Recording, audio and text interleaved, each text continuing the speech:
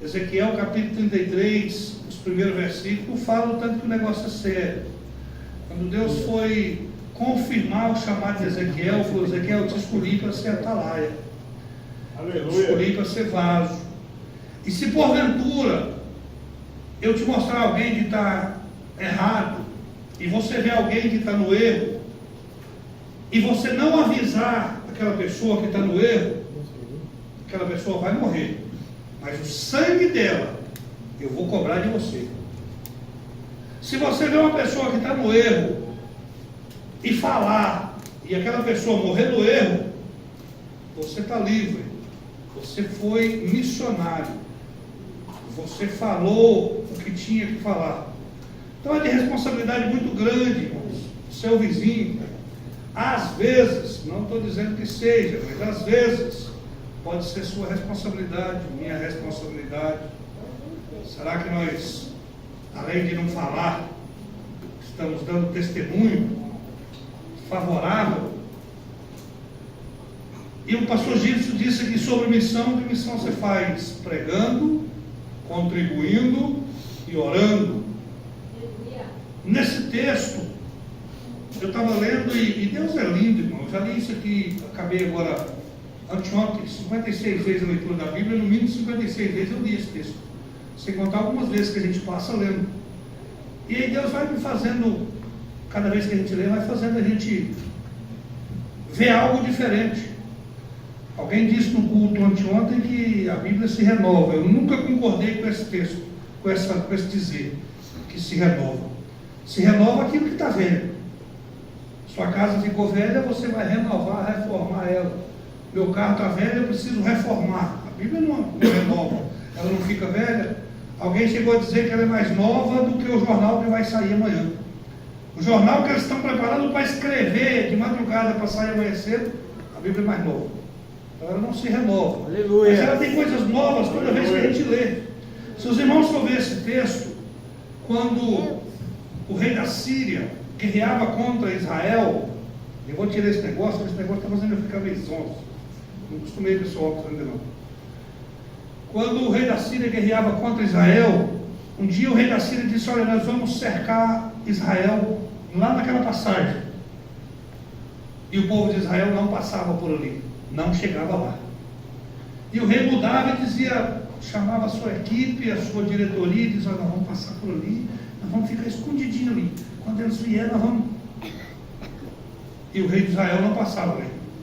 Isso aconteceu por algumas vezes, e o rei da Síria ficou incomodado com aquilo e disse: temos no nosso meio alguém que está nos traindo, e é da diretoria, porque a gente não chama qualquer um, a gente vai fazer reunião, a gente chama a diretoria.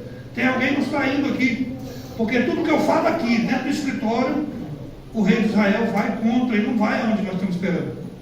Vamos fazer um teste. Fez de novo. Olha, vamos passar em tal lugar. No outro dia o rei de Israel não ia por aquele lugar. E aí ele ficou encucado, e nós precisamos saber quem que está nos traindo. Aí alguém disse: ninguém, senhor. É porque lá em Israel tem um homem, profeta, que tem intimidade com Deus. Quando o senhor fala na sua cama de dormir, Deus vai lá nele e revela o que o senhor falou na cama de dormir. Aleluia. Então, mas existe isso, existe. Tem um tal de Eliseu lá, que ele é assim com Deus. Quando você fala algo aqui, Deus conta lá para ele, por isso que o povo não vai. E o rei achou uma solução: vamos arrebentar com esse caboclo, vamos pegar ele, e acabou o negócio. Cercaram Dotã, onde morava Eliseu. E quando Eliseu levanta de manhã, o povo tudo cercado. Cidade cercada. Ele não se desesperou, porque sabia e sabe o Deus que servia. Ele apenas desceu, orou, Deus chegou o povo, e ele chegou e disse: olha, vocês estão procurando o errado, eu vou levar vocês até onde é a pessoa que vocês estão procurando. Pega aquele povo do exército inimigo e leva para dentro de Samaria, uma cidade cercada, uma cidade sem saída. Eu penso que colocaram eles para dentro, fecharam as portas, e aí o povo subiu nos muros, os soldados, e ficaram prontos para atacar. Quando abriram os olhos, eu penso no desespero daquele povo. Na cidade inimiga, junto aos meus inimigos e sem recurso nenhum. porque estamos cercados. Vamos morrer todo mundo. Ah, agora já era. No desespero, aí o rei diz, olha, a minha chance, o rei de Israel, vamos matar eles? Eu, não, senhor, dá pão e água para eles, dá de comer para eles, sacia a vontade deles. Eles deram pão e água, alimentaram, abriram as portas, eles foram embora. Se for ler a história, nunca mais aquele exército, aquele rei atacou Israel. Houve logo a paz embaixo, se os irmãos for ler, continuar a leitura, que não é cronológica e não é uma data uma atrás da outra, vai ter outro ataque da Síria. Só que se for ler a história, aquele rei que enviou aqueles soldados morreu, aqueles soldados morreram, veio outro rei, e o outro rei que atacou Israel. Aquele rei, aquele povo, não mais voltou a atacar Israel. Por quê, irmão? Isso que me chamou a atenção. Qual pessoa ou soldados que vai ter o seu inimigo à sua disposição e não vai matar? Qual o país, a Rússia, se alguém pega o povo da Ucrânia e leva para dentro da Rússia e fala, tá aí, vai morrer, certeza que vai morrer, todos vão morrer. Só que aí tem uma diferença. Israel não era qualquer povo. Israel não era mais um povo. Israel era o povo que foi escolhido por Deus. Aleluia. Aleluia. Israel é o povo de Deus. Então não podemos comparar o que o povo normal faria com o que o povo de Israel faria. O normal seria, mata o inimigo e vencemos a batalha. Mas o povo de Deus não foi chamado para isso. O povo de Deus foi chamado para ser diferente. Por isso Eliseu diz, olha, em vez de matar, dá pão e água e deixa embora. Em vez de matar, alimenta as suas necessidades. Porque no correr da guerra, se os irmãos lerem a história, na batalha às vezes tinha vez de ficar um exército 5 dias sem comer, só na água, porque não dava tempo, era correria, o exército vai atacar, e era correria tão grande que aquilo não tinha tempo de saciar a sua fome. Eliseu estava dizendo, sacia o que eles estão precisando, dá para eles o que eles estão querendo, dá para eles o que eles necessitam. Eles comeram e foram embora. Aí Deus fala no meu coração, hoje à tarde eu peguei a Bíblia para ler, até foi no conversando, falei, olha, eu não peguei a Bíblia hoje para ler, orei para ler, e não dei conta nem de abrir muita Bíblia, fechei, e aquilo ficou na minha cabeça. A igreja, irmãos, é esse povo de Israel. A igreja é esse povo chamado por Deus. Aquilo foi missão, irmão. Por quê? Porque a igreja está aqui, nessa terra, para saciar a alma que está sedenta e que está faminta. É Deus! Você como igreja, como parte do corpo de Cristo, igreja do Senhor, não está aqui apenas para encher lugar. Você está aqui porque tem pessoas com a alma sedenta, com a alma faminta, precisando ser saciada. E aí? Nós estamos matando os nossos inimigos, os vizinhos que ligam som alto, alguém que está nos incomodando, ou estamos dando pão e água? Por que, irmão, pão e água? João 6, Jesus disse, eu sou o pão da vida. Água, porque no 7 ele diz, quem tem sede, venha a mim e beba. De mim e de você fluirá, correrão águas vivas, porque Jesus é pão e Jesus é água. João no capítulo 1 vai dizer que o verbo se fez carne, e o verbo estava com Deus, e o verbo era Deus. Quer dizer, o pão é a palavra. O pão primeiro é Jesus. Jesus é quem? A palavra. Nós temos esse pão que o mundo precisa para se saciar. Nós temos a cura, a igreja. A Bíblia diz isso. 2 Crônicas 7,14. Se o meu povo, que se chama pelo meu nome, se humilhar, orar, se converter dos seus maus caminhos, eu ouvirei do céu, perdoarei os seus pecados e sararei a terra. A igreja tem o remédio, a igreja tem o alimento para saciar a alma desse mundo que está de mal a pior. A igreja tem esse alimento. O pastor disse aqui,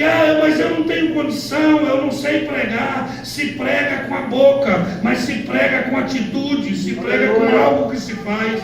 Por exemplo, você não pode pregar ou não sabe, não tem, mas quem sabe passa alguém na porta da sua casa, querendo comer, querendo um alimento, um mendigo, um bêbado. Não estou dizendo para dar, porque tem muito malandro, mas Deus toca e você não tem coragem de pegar um prato de arroz, mas na hora que acaba de comer, frita um pedaço de carne e dá para o seu cachorro. Não estou dizendo que seja errado, irmão, estou dizendo que tem pessoas morrendo e nós temos a condição de dar. Você não sabe pregar, mas sabe dar um prato de arroz e um folheto para alguém e dizer: Jesus te ama. Isso, pessoas estão aí precisando ouvir, irmão. Quem prega para alguém, quem tem coragem de falar de Jesus para alguém na rua, sabe e entende como o povo está com fome, como o povo está com a alma faminta. No caminhão, eu já contei isso para os irmãos, entra dentro do caminhão, eu peço a Deus, que eu acho difícil, irmão, eu acho fácil pregar aqui, mas mano a mano eu acho um negócio complicado de entrar no assunto, e eu digo: Jesus,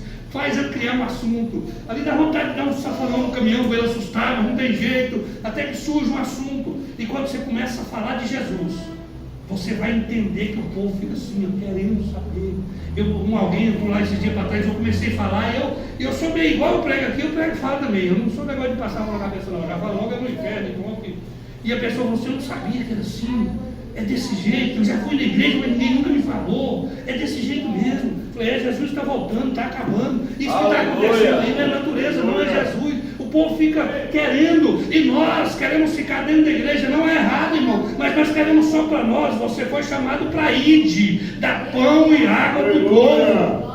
O povo vai morrer, e é tão sério que vai morrer. E aí Ezequiel fala assim: vai morrer, mas o sangue eu vou cobrar de ti. O sangue eu vou cobrar de ti. É sério, irmão, o negócio. Missão não é brinquedo, não, é sério. Você foi chamado para falar. Às vezes, irmão, o seu vizinho não é crente, porque nunca viu um crente do lado da casa dele. Não, mas eu sou crente da igreja, mas na casa dele, na sua casa fala um palavrão, na sua casa briga com a esposa, dá mau testemunho. Você nunca falou para o vizinho que Jesus salva. E aí? Isso é missão, irmão. Eu lembro da história de Dorcas, capítulo de número 9 de Atos, quando Dorcas era dirigente de uma igreja, do trabalho de uma igreja, Campinorte. A pastora Dorcas tomava conta de uma igrejinha simples, sem muita condição, mas a pastora Dorcas lutava e ajudava as irmãs, e comprava roupa, e ajudava quando tinha necessidade. A vizinhança, todo mundo que não era crente, sempre estava recebendo algo da igreja, da pastora Dorcas. Mas um dia chegou para ela o que vai chegar para todo mundo, a não ser que o arrebatamento chegue antes, a morte, e ela morre. E aquele povo se desespera, porque o apoio daquele povo é Dorcas, pastora Dorcas. E aí? Eu não sei se era pastora não, eu estou falando, mas aí a irmã Dorcas morreu, e agora? Quem vai nos ajudar? Quem vai fazer por nós? Entraram, quem sabe, um desespero tremendo, quem sabe pensaram em desviar a vocação da igreja. Eu vou sair da cidade. Alguém fala assim: peraí, pastor Pedro está ali no Açu, está tendo uma cruzada lá na cidade certa, ele está ali no Açu. Aleluia. Vamos chamar ele? Chamou o pastor Pedro. O pastor Pedro chegou, orou, Dorcas ressuscitou, e aquele povo se alegrou, porque o seu apoio estava de volta. E aí, irmão, quando isso me veio à mente, eu tomei uma surra, porque me veio uma pergunta: você está sendo apoio? Para mim, irmão, não estou fazendo nada para você não, a pergunta veio para mim. Você está sendo apoio de alguém? É doído, irmão. Nós não fomos chamados para ser, como diz, estrelas da igreja, não. Nós fomos chamados para ser apoio de quem precisa. O seu vizinho, se porventura o demônio pegar um vizinho em seu lar, será que ele vai lembrar? Opa, tem um apoio aqui do lado, tem um crente aqui, vamos chamar o crente para orar. Tem um crente que fala de Jesus. Jesus está na casa desse irmão. Aleluia. Será que nós temos? Isso é missão, irmão. É o seu vizinho ter a tranquilidade. Às vezes não vem para a igreja, mas sabe que Deus está na casa do lado. Quando tem a rocha, ninguém gosta de crente, irmão. Você já reparou isso. Mas quando tem a rocha, você passa na rua, irmão, ora lá por mim. Será que os nossos vizinhos, os nossos conhecidos, os nossos familiares conhecem Deus através da nossa vida? Isso é missão, irmão. O povo está querendo pão, eles não vêm atrás. Então leva para eles através da vida, através do seu testemunho, através da sua palavra, através da correção. Em vez de xingar o vizinho que está com som, que está com o somzão ligado, em vez de reclamar, ora por ele, abençoa a vida dele, peça por ele, deixa ele ver Deus na sua vida. Aleluia! Isso é missão, irmão. Missão aqui em cima é muito fácil. Eu estudo um pouquinho e falo alguma coisa aqui, é muito fácil. Mas será que não é igual aquele menino que o pai estava preparando uma aula para dar na escola dominical sobre o verdadeiro servo? E o menino ficou de trás da porta escutando e o pai ensaiando, servo, e explicando como é que era um servo para ele. Quando arrumaram para sair, o menino junto com a família falou: papai, o senhor sabe que eu nunca vi um servo de Deus de verdade? Eu era professor, o pai era professor, mas o filho nunca tinha visto aquilo que ele ia pregar, aquilo que ele falou. Isso não é missão. Missão é você viver aqui, viver lá fora, viver lá no seu serviço. Porque a Bíblia fala que nós somos chamados para refletir Cristo em nós, através das nossas atitudes, através da nossa conversa. Crente que vive nos xingamentos, nas piadinhas imorais. Peraí, irmão, a pessoa está querendo ouvir: Jesus te ama, algo que edifica, e você está contando piadinha, falando do BBB, ou não sei o que. Você não foi chamado para isso não, irmão. Você foi chamado para fazer missão com a sua palavra, com a sua voz, com o seu joelho, com o seu testemunho, com o vizinho olhar e para ter algum problema aí lá na família dele que está do outro lado da cidade. Mas ele fala: peraí, eu vou aqui que no vizinho é de casa, tem Deus lá naquela casa, eu vou chamar ele que o negócio acontece. Aleluia. E a água que o povo está precisando. Se nós como igreja fizéssemos missão de verdade, irmão, não tinha essa de coisa não. Se os irmãos for ler aqueles heróis da fé do passado, quando eles, eu não lembro qual, que morava numa cidadezinha, e ele inculcou com os botecos, começou a orar e buscar a Deus, e buscar a Deus, e buscar a Deus, e começou a orar, incomodado com os bares que tinham muito, e começou a pregar, e começou, quando é feira, ele foi vendo os bares, foi fechando, mas ele não entrou na justiça contra nenhum, ele não falou mal de nenhum, ele começou a orar e buscar a Deus, e falar de Jesus, e mostrar através da vida. Aquela cidade faliu os donos dos bares, porque Jesus, através da vida dele, atingiu todos os outros que estavam ao seu redor, através da missão na vida dele. Se nós vivêssemos missão, como nós falamos, o nosso setor tinha uma igreja maior, o nosso setor tinha mais igreja para falar de Jesus, mas nós não vivemos. Precisamos viver de missão falada e vivida. Alguém chegou a dizer assim: pregue muito a palavra. É muito. Se for preciso, abra a sua boca.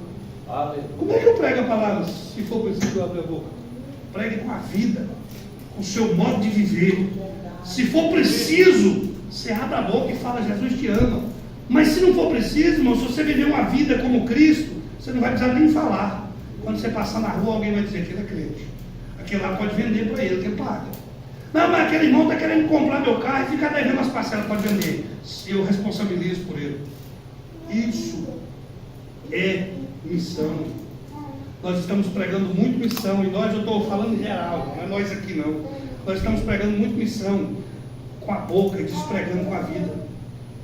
Estamos pregando e na hora de mostrar o missionário na vida, aí vem aquele famoso 007. Na firma ninguém sabe que ele é missionário, na firma ninguém sabe que ele é crente. Se falar que é crente, o povo fala: pelo amor de Deus, isso aí é crente. Nós estamos vivendo missão na igreja e 007 escondido lá fora. Não é assim que tem que ser, irmão. Vamos fazer esse negócio mudar. Vamos passar a viver aqui, dar glória aqui, falar em língua aqui, mas mostrar Jesus lá fora, aonde você andar, mesmo sem você abrir a boca. E olha que eu não estou dizendo de uso e costume, não. Aonde você andar, vou falar bem, na sua cara vai estar ali a luz do Espírito Santo brilhando, porque você tem uma vida de missionário verdadeiro. Vamos fazer assim, irmão. E logo, eu já disse isso uma vez, vai ter que derrubar essas paredes aqui para o lado, para frente, para trás, para aumentar, porque quando se faz missão de verdade, Deus salva. Deus Aleluia. Aleluia. Alguém disse assim: Deus não está salvando mais, não, ele ainda está aí. Nós é que não estamos fazendo a nossa parte, irmão. Porque Deus escolheu, quis nos abençoar, nos usando para essa parte. Porque eu li agora essa semana, eu não lembro qual, mas fala que os anjos almejavam essa parte. Os anjos queriam ser pregador, irmão, queriam ser missionário, Deus nos deu essa honra. Mas não está tendo salvação, não está não, irmão. A pessoa ela de fora falou: Márcio prega até bem, ele tem até um linguajar legal, ele conhece a Bíblia, mas ele não vive aquilo que ele prega. O menino, novamente o menino dentro da igreja e feliz, e o pai, a mãe chamando o pai para ir embora. O menino falou: vamos ficar mais aqui, porque não, aqui dentro meu pai é tão crente. Aleluia, Jesus. Vamos viver missão, irmão. Viver missão é vida com Deus, é viver ligado no propósito de Deus para abençoar pessoas.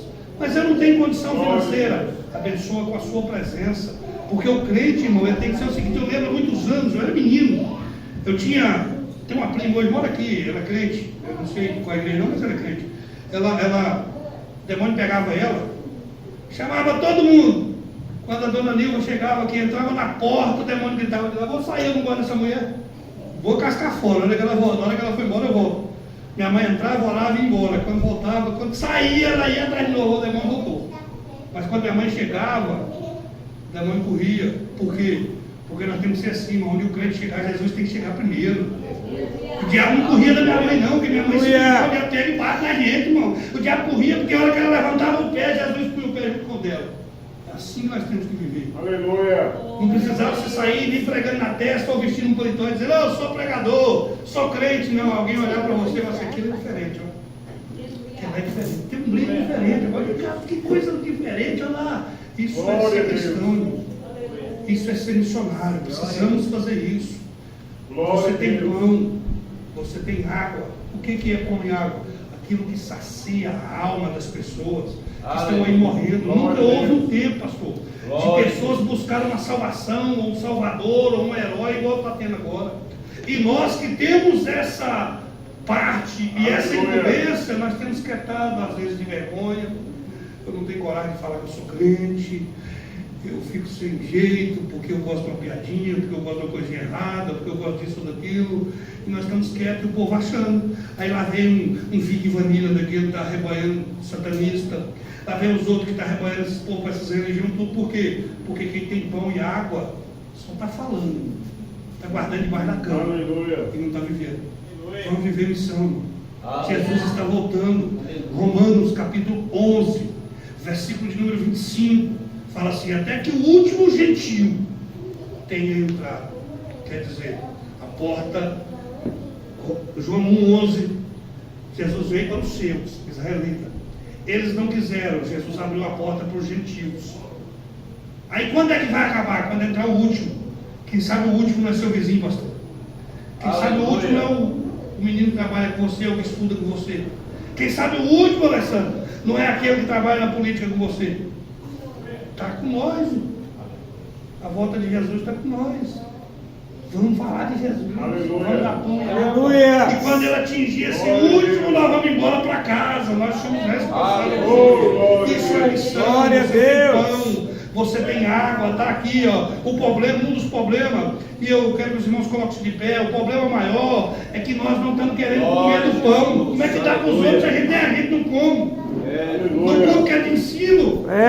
Deus! Eu não sei, irmão, o que é igreja eu não sei. Mas na igreja, no culto de ensino é o culto que dá menos gente. É o culto que o pastor está distribuindo pão. Como é que eu vou dar pão se eu não tenho? Aleluia. dos grandes problemas hoje é que na hora do culto de ensinar ele comer o pão, não vai dar, muito chato. O pastor é duro. Ele dá um pão meio azedo, meio doído, meio pimentado para a gente. Come pão, a gente explicou o pão. Aleluia. Para que Jesus volte e a gente vai embora para casa. Oh, glória a Deus. Aleluia. Oh, Jesus. Aleluia. Não, o calor aqui está difícil, eu vou pôr só o calor, irmão. O calor aqui está insuportável, está na hora de ir embora. Lá no céu deve ter, é coisa minha, irmão, deve ter ar-condicionado para todo lado. Não vai ter isso, irmão, é só gozo, é alegria, e a presença de Deus Glória, está nos fazendo aleluia. para a gente ir embora. Seja um missionário. Aleluia. Ajude, não pode ajudar, ore, mas seja um missionário com a sua vida, para que nós possamos ir embora para casa. Maranata, hora vem, Senhor Jesus. Aleluia. Deus, Pai de misericórdia, eu te louvo, eu te exalto. Muito obrigado, Jesus, por essa oportunidade. Muito obrigado, Deus, por essa palavra. Muito obrigado, nos ensina e nos desperte para sermos missionários com a nossa palavra e com a nossa vida, porque as pessoas estão aí alejando de alimento e nós temos alimento. Muito obrigado, Jesus.